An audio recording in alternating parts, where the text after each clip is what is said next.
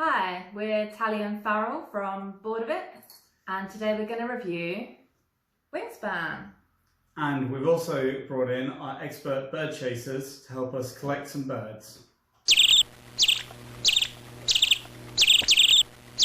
Now, you've probably already heard about Wingspan, as it was arguably the hottest board game of 2019, and it's also just pretty much won a clean sweep of Board Game Geek's annual Golden Geek Awards. And if you haven't heard of it already, it is a beautifully illustrated game about collecting birds on your player mat and doing actions associated with birds.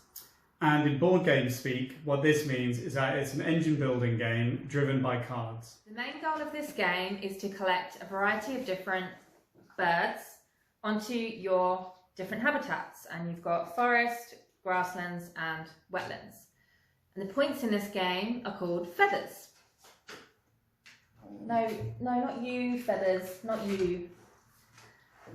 And the person with the most feathers at the end of the game wins.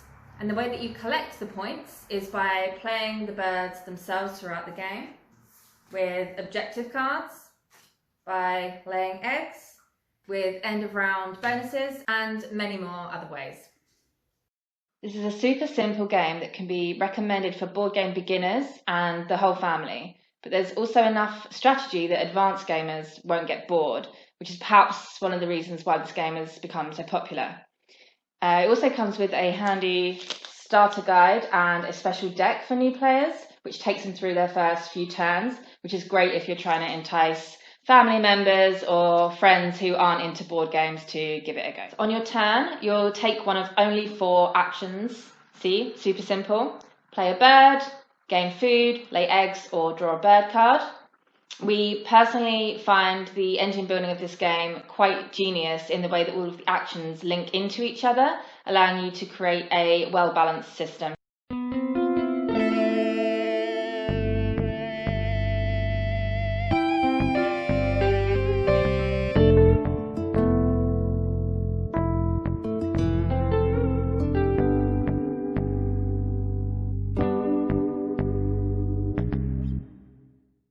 So this is what it will look like at the start of the game. You'll get 1 of each food and 5 bird cards. And then you have to, out of these 10, whittle it down to 5 things. So we're going to keep the grub and the blue-grey gnatcatcher, so we can play them immediately. Then in a similar vein, we're going to take wheat, and we can keep any for the second food cost of the blue jay. And then everything else has to go. And now you can see we've got 5 things. 1, 2, 3, 4, 5. So first turn, we're just going to play one of these birds. And we'll play the blue-grey gnatcatcher, which costs 1 grub. And you can see the cost and where they're supposed to be played in the top left. And you put them here. Done. Then we're going to gain some food. So put it there. And it says we can gain 1 from the bird feeder. Or if we spend a bird card, gain 2. We're just going to spend 1. So we take from the bird feeder, get a wheat, and put it in our supply.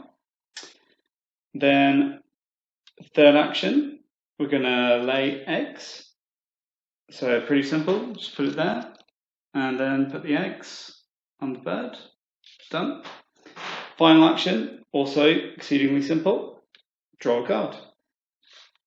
So you just take a card from the bird deck and put it in your hand. And those are all the actions you can take.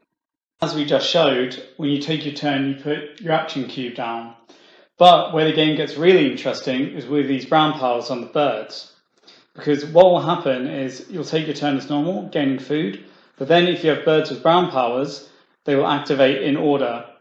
Or birds with white powers will activate when you play them. Now, for instance, in this case, we're going to get a cherry from the supply. This one lets us take dice from the bird feeder. And this final one will let us draw 2 cards.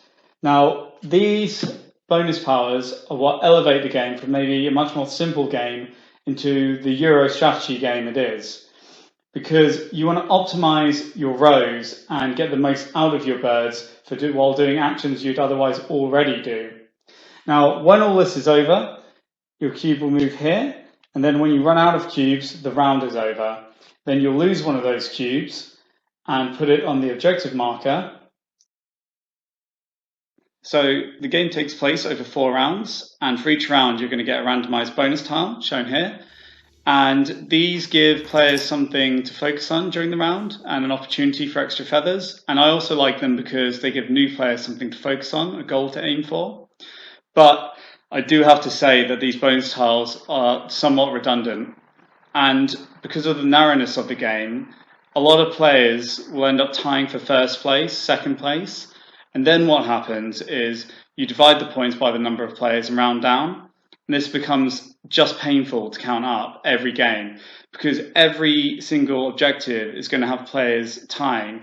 And then you start going, right, well, okay, so there's 3 players here, so you add up that, and then you divide it by that number, and then you round down, okay, so then this one, oh, he tied again, so then you do the calculation, and you're like, wait, what did he get for the last?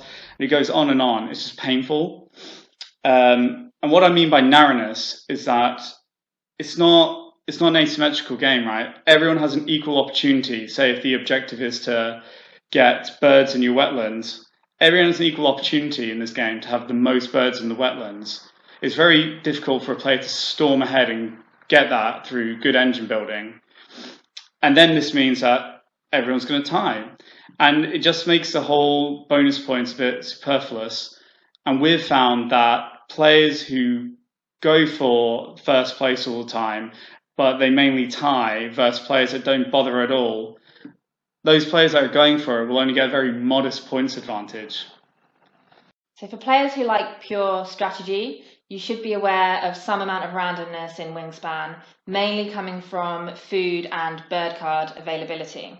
And the way you mostly gain food is from the 3D bird feeder, and you take the 5 die, put them in the back, let them roll down into the tray, and it will now show you what food is available. But if we're all being honest with ourselves, the game didn't really need a 3D bird feeder, but it's quite fun to put together and it's cute, and I quite like it, to be honest. Back to the randomness. Your birds have a specific food cost that you need in order to play them, and if that food is in the bird feeder on your turn, then you're in luck. But if it's not available on your turn, then the game becomes a little bit more difficult for you. Let's say, for instance, that on my turn, all of the food in the bird feeder matches my birds. Great. But on Farrell's turn, the food in the bird feeder doesn't match his birds.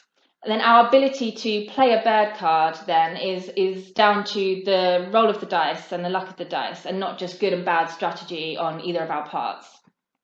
Also, what can be quite annoying in this game is that the dice in the bird feeder won't be re-rolled until all the remaining ones show the same face. And this makes it difficult sometimes to get the food you need as well. However, what we do like about this game is that it allows you to use 2 spare foods you have in place of any one specific food you need. So you always do have the ability to play the birds in your hand, even if it takes you a little bit longer. Continuing the same vein, you're going to be dealt 2 objective cards at the start of the game. These are worth endgame feathers if you can meet the requirements. But here the randomness comes in, because you're supposed to be going for specific birds, but there's no guarantee that they'll ever come up in gameplay or you'll ever be able to get them. And because you're asked to do this at the start, it makes it a gamble, and it can very often not pay off. The game does negate this, however, because they give you the percentages of the chance of the birds coming up. And this lets you kind of decide at the start, do I want to go for high feathers, but, rare birds, or do I want to go for the easy one that's only going to give me a few points? We would like to say, though, that we have no big issues with the things that we just talked about, and we do really, really like this game. Yeah, I think that we just wanted to point out to people who prefer pure strategy games, where you have to rely on yourself and your own mental acumen, that there is an element of randomness in this game, and from time to time it could win or lose you the game, so maybe that could be a problem for you. It's something to think about. This is where we do our quickfire review comments. So the game has very aesthetically pleasing and calming artwork. It comes with a clear and illustrated rulebook, which is very high quality. The simpleness of the actions allows you to explain this to someone very quickly and get them involved. The bird cards have bird facts. The quality of the components is very high. It's really a pleasure to kind of play and handle with the dice and the bird feeder and the eggs. The turns are quick and the playtime is short. The game has a very intelligent way of linking the actions into each other, culminating in a terrific engine builder. There's no direct player interaction, so you can't purposely grief the other players.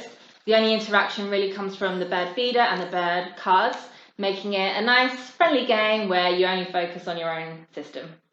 People who prefer heavier Euro strategy games might not necessarily like this too much due to the things that we've just mentioned, so the randomness and the lack of player-to-player interaction. Yeah, I also think that the price point might be an issue because I think it's too expensive and it will turn off the people who would enjoy the game the most, e.g. more casual gamers and people who want to share games with their family. Comparatively, like you can pay $15, £10 extra and get Scythe, which has custom molded plastics and, you know, all the faction mats and the big game board and everything. And here it's just not comparative for the price they're charging. But the quality is very high in this, so I guess that's where the price goes. But it's just something to think about. And I don't care about that because you paid for it. The dogs love the birds, although not for the same reasons as us.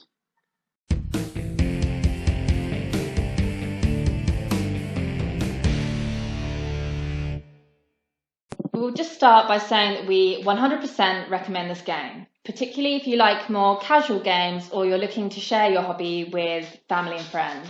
Even if you prefer heavier, more strategic games, definitely still get it. It's a quick, intelligently designed little game that's great for breaking out as a palate cleanser in between heavier sessions of gaming. However, we will say that whilst we're super glad we have this game and we'll continue to play it for years to come, it's not something that we constantly have the itch to get out all of the time, and we prefer to play it when it's getting late or we're waiting for the rest of our group to join us, and we wouldn't make this game the main event of the session.